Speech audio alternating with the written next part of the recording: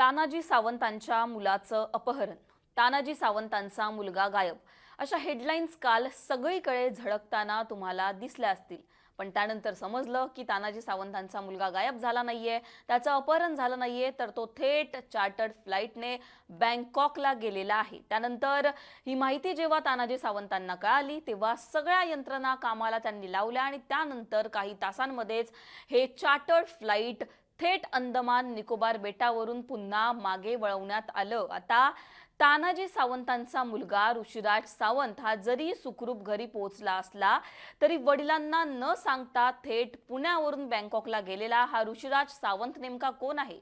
Chartered फ्लाईटला जवळजवळ 50 लाखांहून अधिक खर्च लागतो. जेव्हा आम्ही याची माहिती काढली तेव्हा आम्हाला समजलं इतक्या 50 लाखांहून अधिक पैशांच्या फ्लाईटने फिरणारा हा ऋषिराज नेमका कोण आहे, त्याच्याकडे इतके पैसे कुठून आले, तो काय करतो, हे आणि असे अनेक प्रश्न त्यानंतर उपस्थित झाले. या सगळ्या प्रश्नांची उत्तरं जाणून घेण्याचा प्रयत्न करूयात या व्हिडिओच्या माध्यमातून.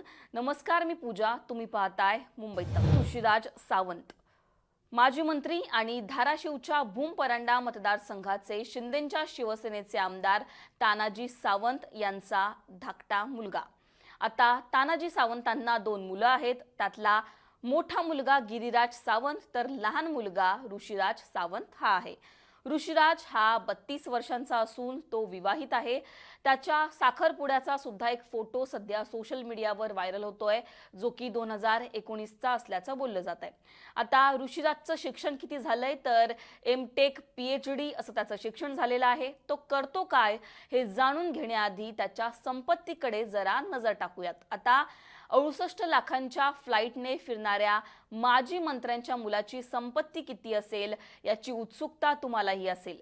तर ऋषिराज सावंत याची संपत्ती जाणून घेण्याआधी तानाजी सावंतांची म्हणजेच त्याच्या वडिलांची संपत्ती नेमकी किती आहे ते आधी पाहूयात. आता 2024ला जेव्हा उमेदवारी अर्ज दाखल केला तानाजी सावंतांनी भूम परांड्यातून, तेव्हा जे ॲफिडेव्हिट समोर आलेला आहे त्यानुसार तानाजी सावंत शिंदेंच्या शिवसेनेच्या सगळ्यात श्रीमंत असलेल्या आमदारांपैकी एक आहेत. 205 कोटी इतकी त्यांची एकूण संपत्ती आहे. तानाजी सावंतांच्या स्वतःच्या नावावर 128 कोटी 66 लाख रुपयांची जंगम मालमत्ता आहे, तर 29 कोटी 33 लाख रुपयांची स्थावर मालमत्ता आहे. 2019च्या ॲफिडेव्हिटनुसार मोठा मुलगा तानाजी सावंतांचा मोठा मुलगा गिरिराज याच्या नावावर 4 कोटी 33 लाख रुपयांची स्थावर मालमत्ता आहे, तर त्यांचा लहान मुलगा ऋषिराज जो की 68 लाख रुपयांच्या चार्टर्ड फ्लाईटने फिरतो त्याच्या नावावर 4 कोटी 10 लाख रुपयांची स्थावर मालमत्ता आहे. आता 5 कोटी 50 लाख रुपयांची जमीन सुद्धा ऋषिराजच्या नावावर असल्याची माहिती मिळालेली आहे. आता पुढे जर आपण बघितलं तर Giriraj infra solution, Bhairavnath sugar works, त्यानंतर JSPM विद्यापीठ, त्याच्यानंतर न्यूट्रीफास्ट ॲग्रो इंटरनॅशनल, या सगळ्या ज्या कंपन्या आहेत, हे सगळे जे कंपन्यांचे व्यवसाय आहेत याचे शेअर सुद्धा ऋषिराज सावंत याच्या नावावर आहेत.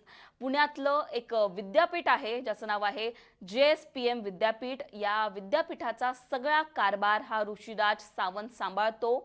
दिवंगत लक्ष्मण जगताप जे की चिंचवडचे माजी आमदार होते, त्यांचे भाऊ विजय जगताप यांचा ऋषिराज सावंत हा जावई आहे. एकूणच जर आपण बघितलं तर अनेक मोठ्या कंपन्यांचे शेअर्स, ज्या कंपन्या तानाजी सावंतांच्या नावावर आहेत त्यांचे शेअर्स ऋषिराजच्या नावावर आहेत. मोठी संपत्ती ऋषिराजच्या नावावर तानाजी सावंतांनी करून ठेवलेली आहे. पुण्यातलं एक विद्यापीठ आहे नामांकित, त्या विद्यापीठाचा सगळा कारभार हा ऋषिराज सावंत सांभाळतो. एकूणच जर आपण बघितलं तर तानाजी सावंतांनी असं सुद्धा म्हणालेले होते, काल जी पत्रकार परिषद झाली होती त्याच्यामध्ये तानाजी सावंत असं म्हणालेले होते की 8 ते 10 दिवसांआधीच ऋषिराज हा दुबईला गेलेला होता, त्याच्यामुळे तो इतक्या लवकर पुन्हा बँकॉकला जाईल याची मला कल्पना नव्हती. आता 8 ते 10 दिवसांआधी दुबईला गेलेला आणि त्याच्यानंतर लगेच चार्टर्ड फ्लाईटने, ज्याचा खर्च मी तुम्हाला सांगितला, ज्या चार्टर्ड फ्लाईटने मुख्यमंत्री फिरत असतात, ज्या चार्टर्ड फ्लाईटने मोठे मोठे मंत्री फिरत असतात, त्या चार्टर्ड फ्लाईटने फिरणारा हा ऋषिराज सावंत नेमका कोण होता, त्याची संपत्ती किती होती याची उत्सुकता मला वाटतं त्यानंतर सगळ्यांच्याच मनात निर्माण झाली. अनेक प्रश्न उपस्थित झाले, त्याच्यामुळे हीच ऋषिराज सावंत याची संपत्ती तुमच्यासमोर मांडण्याचा हा प्रयत्न होता. तुम्हाला एकूणच या सगळ्या काल जो हाय व्होल्टेज ड्रामा पाहायला मिळाला, ज्या प्रकारे सुरुवातीला अपहरण झाल्याची बातमी पसरली, त्यानंतर तो थेट बँकॉकला गेल्याची माहिती पसरली आणि आता त्याच्या भावाने म्हणजेच गिरिराजने असं स्पष्टीकरण दिलेलं आहे की एका बिझनेसच्या कामासाठी तो तिकडे बँकॉकला गेला होता, पण याची माहिती तानाजी सावंतांना नव्हती. एकूणच या सगळ्यांवर तुम्हाला काय वाटतं? ऋषीराज सावंत त्याच्या संपत्तीवर तुम्हाला काय वाटतं? हे आम्हाला कमेंट सेक्शनला नक्की कळवा. मुंबई तकला तुम्ही जर सबस्क्राईब केलं नसेल तर सबस्क्राईब करायला विसरू नका. धन्यवाद.